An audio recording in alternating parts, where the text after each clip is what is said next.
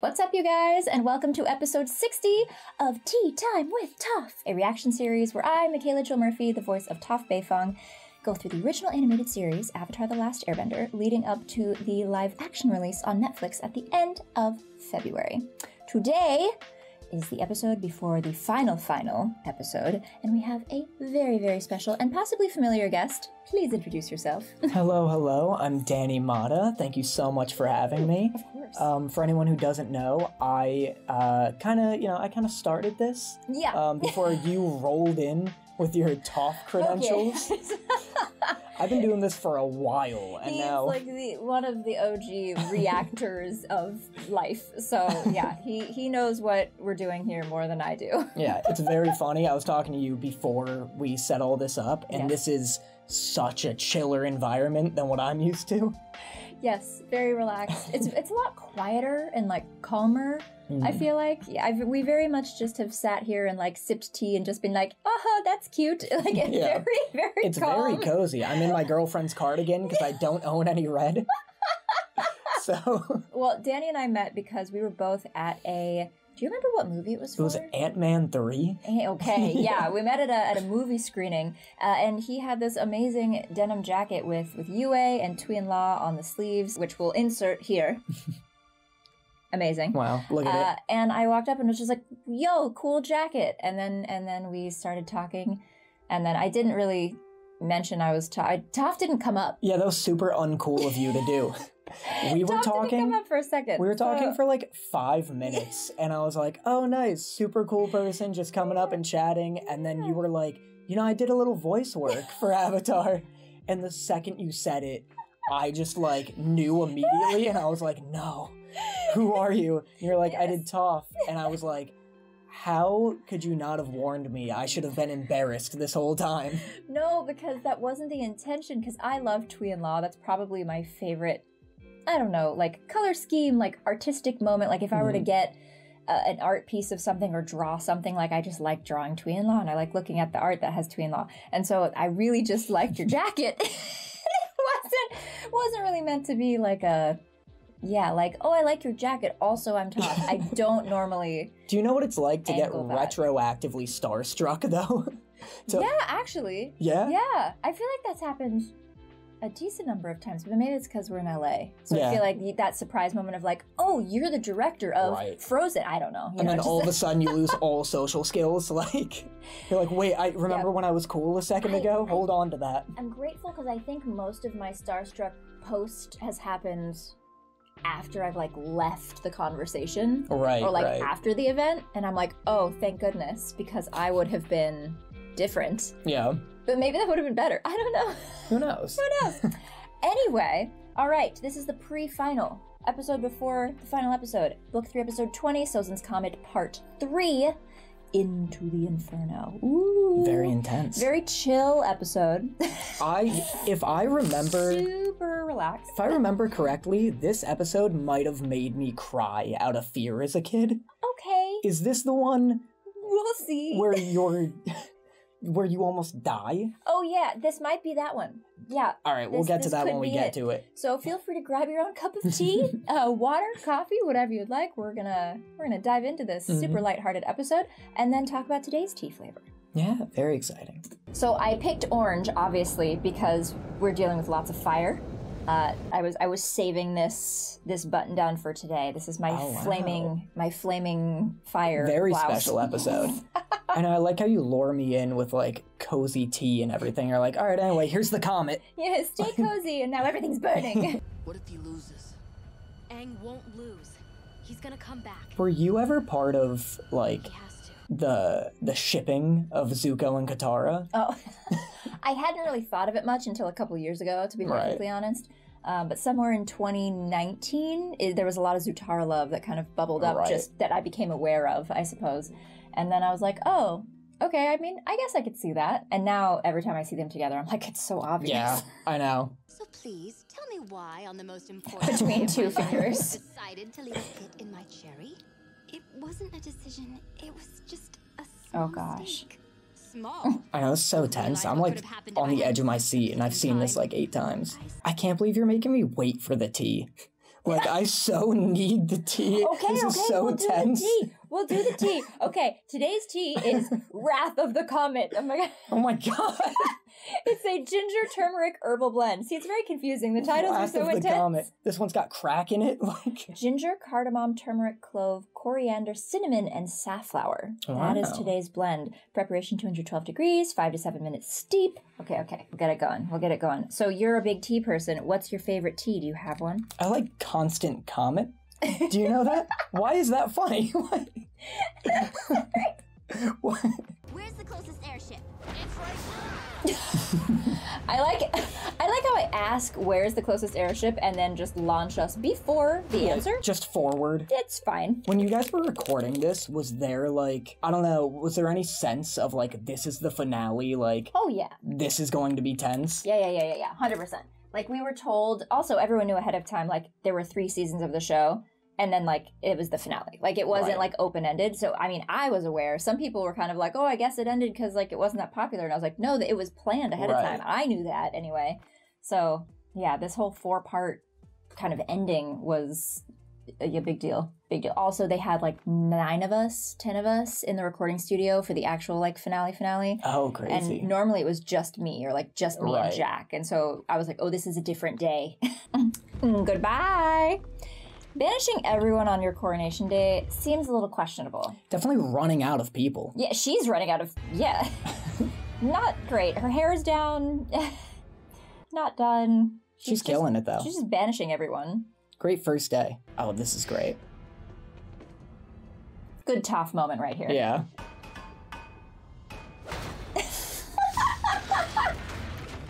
This is great because, like, what a terrifying scenario for these guys. They've never seen anybody metal bend. No. And all of a sudden, this little girl becomes the door. Yeah. Like. And they're like, what is happening? I also like how I knocked in tune. Yeah. No, that's great. I love you scuttling across the sky. I also, like, can't see anything. I mean, I can see, like, on the ship, obviously, because there's metal, but, like, I can't... We're just flying through the air. I'm at a loss. Done. Yeah, that's right. Take the wheel. That's a great idea. Let the blind girl steer the giant airship. Yeah. Wow. I'm, like, in a dream right now. 12-year-old me is, like, freaking out. And 20-year-old me is like, relax, be cool. Attention, crew. This is your captain speaking. It's Wang Fire. No, I'm just kidding. Is that his name? Wang Fire and Sapphire Fire? I think so, yeah. Oh yeah, that's where the war crimes start happening. They just start knocking ships together. Yep. Chaos ensues. I'm Quinn Lee. I work up in communications. Oh, hi. I work down in the engine.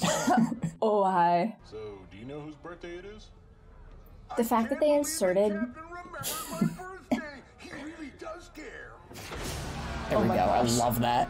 That's so The fact that they inserted that whole little pre-scene before the guy said, oh, my birthday, like, just shows the brilliance of this. They, like, need these comedic moments, otherwise this would be way much. too intense. Yeah. This is just so much. It's also kind of a reminder that anytime there's, like, something perilous and life-changing happening, there's also just normal life happening somewhere else. Yeah, no, for It's sure. I love them just at work. Yeah. Like, hey, before this headed to invasion. war. Yeah.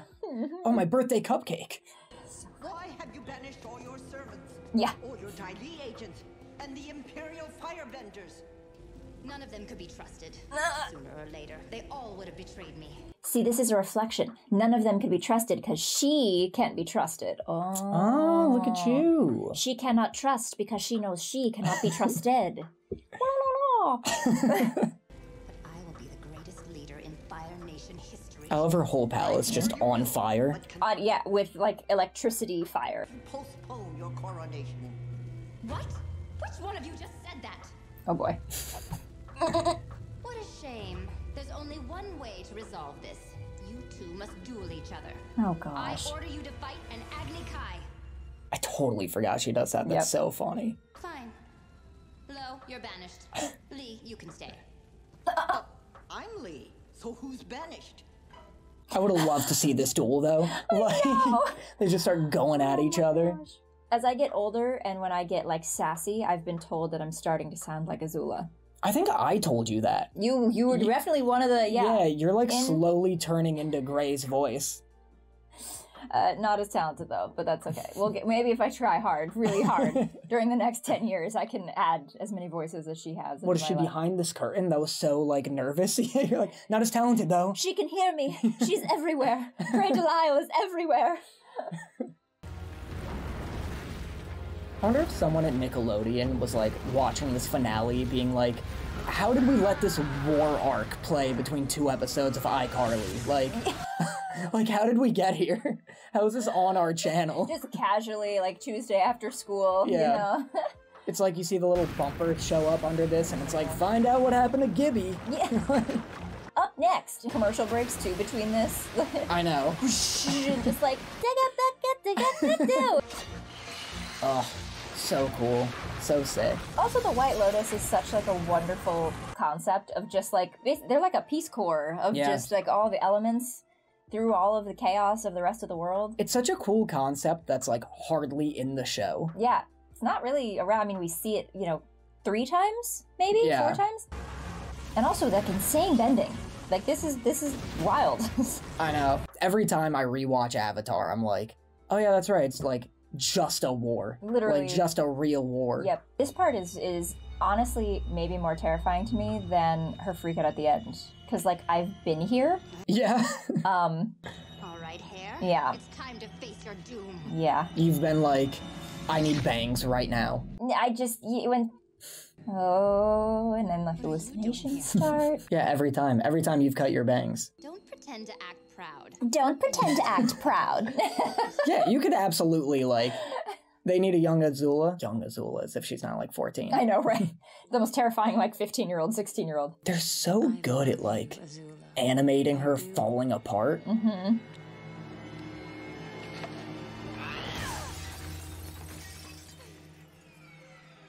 Yeah, for some reason, like, I have chills right now. That is, like, that's my Azula, like, crux. Like, at the end, when she's, like, really going, and whatever. But, like, that moment, for some reason. No, that's great. I don't know, mirrors and, like, cutting hair is a very emotional topic. Really? Oh, yeah. I mean, maybe not for guys. I feel like your hair grows faster. But, like, anytime a girl gets their hair cut, at least my friends and I, it's, like, a very sensitive thing. If it goes sideways, if you change color, if you change length too much, like, you feel like you've changed your identity. It's a very, like... Right, because it feels, like, semi-permanent. Yeah. It's a very big moment. Oh, that bit's so cool. That's such a, like, 12-year-old me loved that stuff.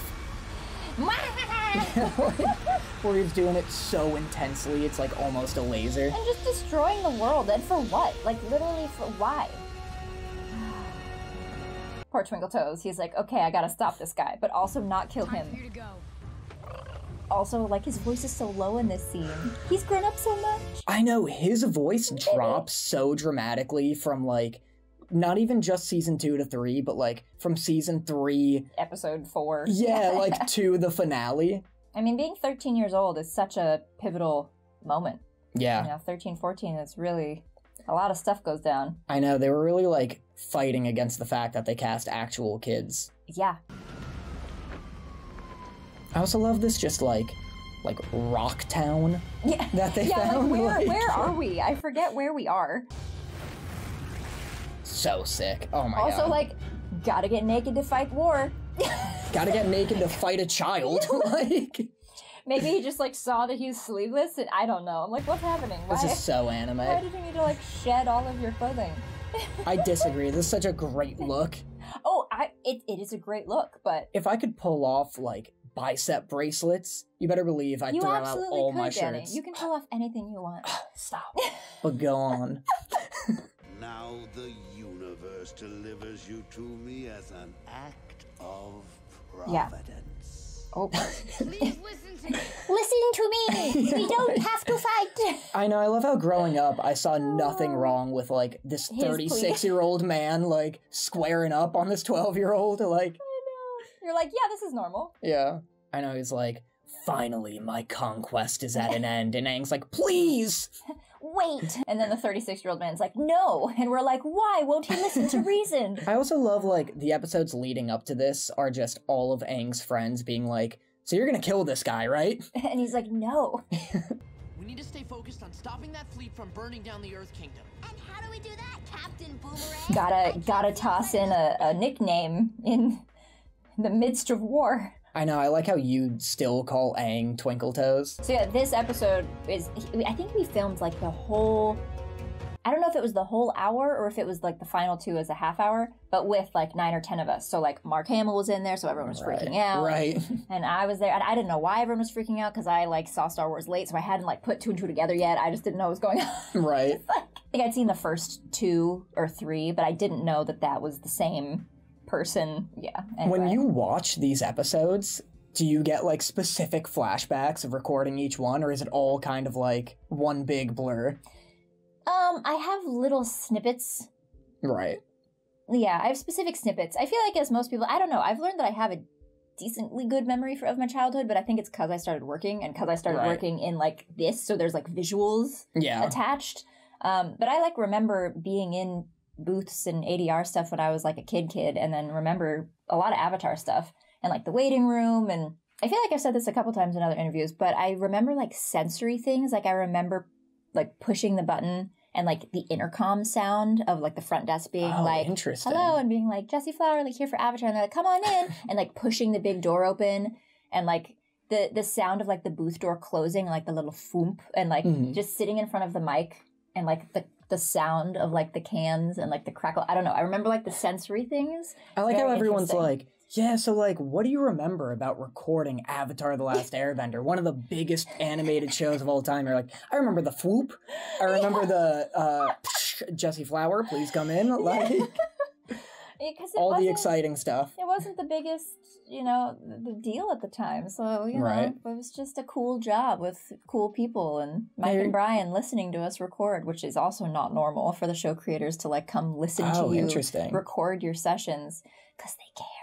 I appreciate them, and I feel like I am similar, because I would want to be involved too. I just assumed all creators would like, I want to listen, I want to see, like, show me this draft. That is not the case. No, it seems weird for like a showrunner to be like, they'll do all right. Yeah, like, we send the voices in when it's done. It's gonna be a rough ride. Gonna be a rough ride. And if we make it that far, I'll let you know.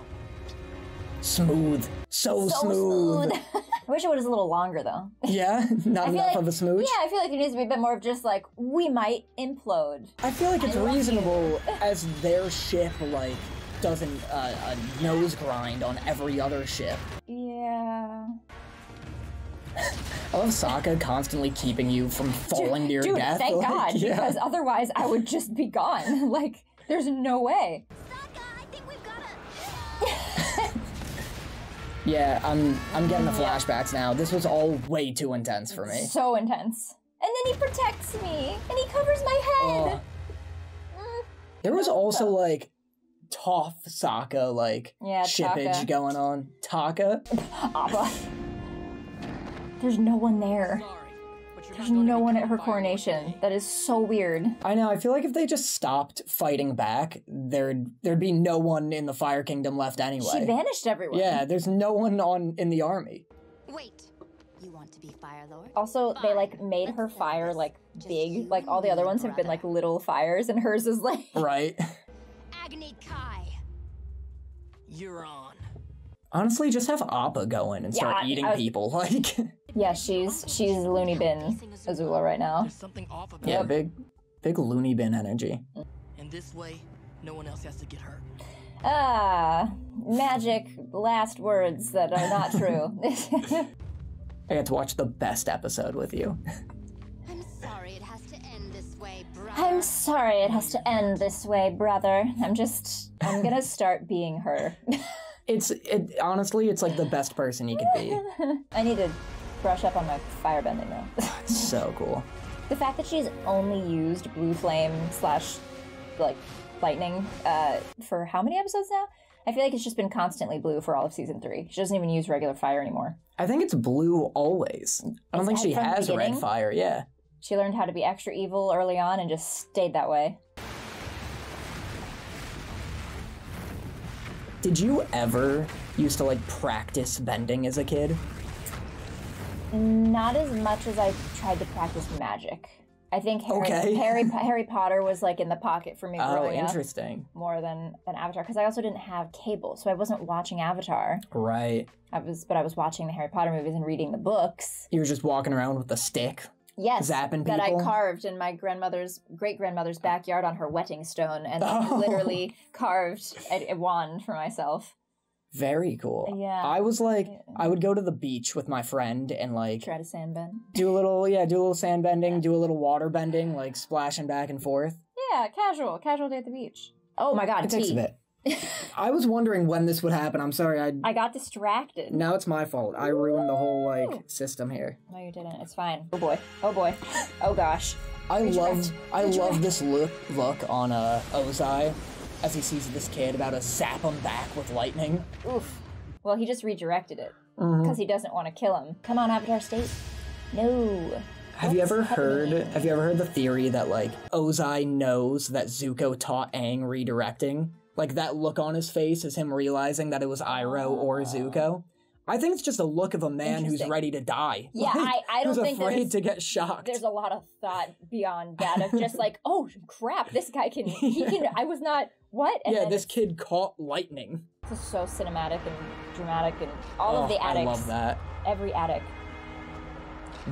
This pose I did all the time as a kid. I feel like the pose you used to like grow up doing determines what kind of bender you would be. That's true. That's true. Yeah, he's very calm. He's like the most calm Zuko we have seen. He's fighting, but he's not like manic, you know? Oh, that was sweet. I never noticed that like the fire is like the dragons. Do you see he did like two fires that like weave together? I've never noticed that. I'm gonna go scream about this in a TikTok the second I get home. That genuinely blew me away. The heat is on. Boy, is it. Singeing ginger blended with fiery cardamom and clove. This blend reflects the enhanced firepower that Ozai, Iroh, Azula, and Zuko all display during this episode. We can taste the intensity of the moment within our cup as Sozin's Comet gifts firebenders with extraordinary abilities. Dude, this is so spicy. I know. Very spicy. Very spicy. I, like, briefly wondered if you, like, ever spiked some tea with spicy stuff. Boy, have you. It was gingery as hell. Today would be the day. I'm a big ginger fan, though. Yeah? Mm-hmm. It also steeped for a little longer than 7 minutes, so we're extra spicy. So this good. part is wild. Zutara, I mean, if this happened, how can you not be like a Zutara skin? I understand Aang also saves her, but like this is so intense. Imagine kissing another man after this. like imagine. I can't imagine. The fact that Zuko didn't become an absolute tyrant after Katara kisses Aang. Yeah, I don't know. I guess Katara's a little too gentle for his taste, though. You know, May's a little edgy. True, he isn't a emo. He needs feelings. He should have ended up with June. You remember her? Yeah. Do I remember June? The girl Iroh was trying to pull. The girl I'm trying to pull. The fact that this whole finale ends in a war, and the fact that June is in this show are the two craziest parts of this. Oh, that's it. That was it. Oh my god, I talked through the finale of the episode about June and being hot. I think that's fitting. That's it. Well, this was meant to be watched in like a full hour. I know, that was so not the end of an episode. Nope. Wow. Thanks for coming by. Thanks, yeah, adios. Thanks for the tea. No, it's good. We can just keep sipping this because there's so much to unpack and there's so many feelings anyway. Yeah, a little post-game interview. Yeah, post leaving us in limbo because now it's just the end. Gosh, there's so many feelings. It's been so weird doing this reaction channel. I mean, you've been doing this for how many years? When did you start reacting to things? I think 2 years now, 2 or 3 years. I started like right at the end. It's funny because like I was in my last semester of college when I started doing this. Easy. I mean, I've been doing this for like 15 years. College was like so long ago. Guys, I'm like older than everyone who's been a guest on this show. You're all so young. Okay. I started doing it like right at the end of college, and like not that it like messed up my brain, but it's definitely not academically great that I was like, oh, I gotta hand in this Machiavelli paper. I want to yell about Avatar. Like, this is getting in the way of my career. And so I was so done with school at the end. Yeah, I'm sure you just started lacing in like Avatar references or random anime references. You're like, compared to this dramatic scene, you know, the story and character arc compared to this, like, classic Greek novel. You know, it's so embarrassing. You're absolutely right. I wrote, like, my last, like, philosophy paper about... Did you ever read the comics of Avatar? Avatar, yeah. No, I haven't seen, not all of them, but yeah, a couple, The Promise, The Search, The Toph, you know, Metal all the Academy. important ones. Yeah. There's a bit where, like, Aang meets his, like, fan club, and they're, like, they all shave their head. They're a bunch of girls. They shave their head, tattooed arrows on them, and he's like, this is hype, you painted arrows on you. And they're like, no, they're tattoos. And he's like, what? Why did and you he's do that? furious, and I wrote, like, a paper about cultural appropriation and how, like, that was an effective method of teaching kids that. So yeah, I was nerding out hard in my last years. So I know that this is a spicy tea. I love a good spicy tea. I definitely... The clove and the ginger...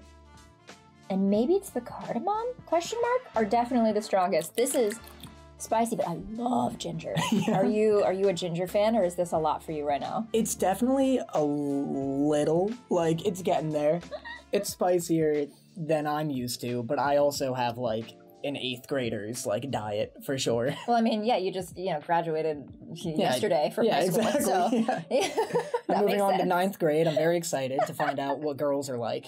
Oh, gosh. Zuko can tell you after this episode. Yeah.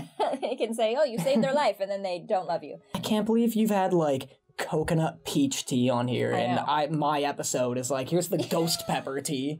Enjoy. Well, it's Sozin's Comet. We have to... leave things aflame, including in your mouth. What's the last one? Just like a bite of a pepper? Like, there's no tea? I guess you'll have to wait and see. Wow, yeah. Tune in next week. Tune in tomorrow. Tune in tomorrow. Oh my god, you grind. Yeah, it's been every weekday since December. Beginning of December. Wow. And then this last week, though, we had to include the weekends because the days quite literally perfectly lined up. If I started December 1st, every weekday, and then the last week I just did a full 7-day run to the end. And then the final day is premiere day.